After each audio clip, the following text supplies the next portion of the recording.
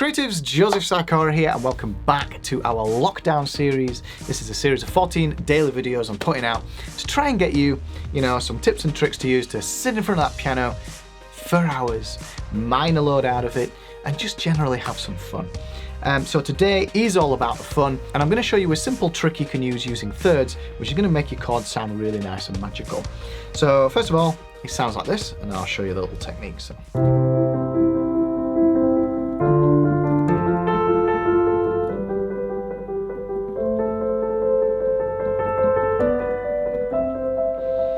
Okay,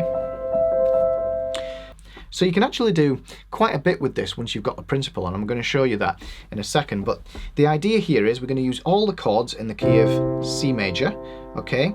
And if you're not familiar with those, then just follow along. It's really, really simple. We're going to use a C in the left, and we're going to use a C and an E in the right. Now notice in the right hand, I'm just playing the C again, and I'm just moving up 1, 2, 3 notes like this. 1, 2, 3. We count the first note, 1, 2, 3, and I'm using those two. And all I'm going to do is alternate between the top note and the bottom note like this. We've got to try and keep that nice and steady and coordinated. That'll be the tough bit. Okay, so try and get that first. And then to get all the positions, all you're going to do is just shift this position up a key, up a key, up a key. And then this unlocks all these different positions for you here. And this will give you all sorts of different options to move between. So what I'd recommend you do is just play around with these two first. Okay, when you're ready, move to the D. And then back to the C.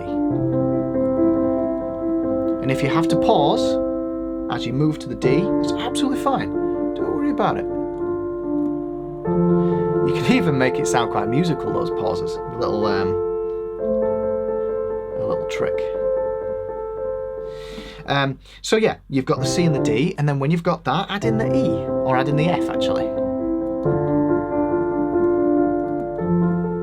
And there we go. Now we've got a new little dimension in there. G, the E,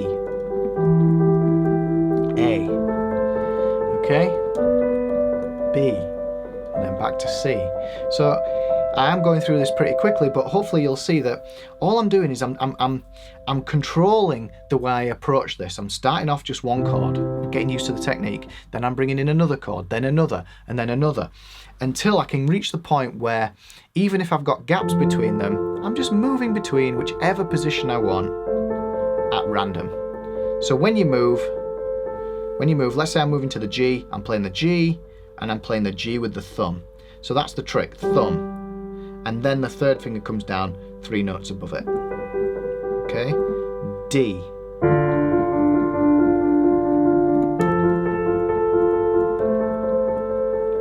And you can also play this anywhere on the keyboard as well.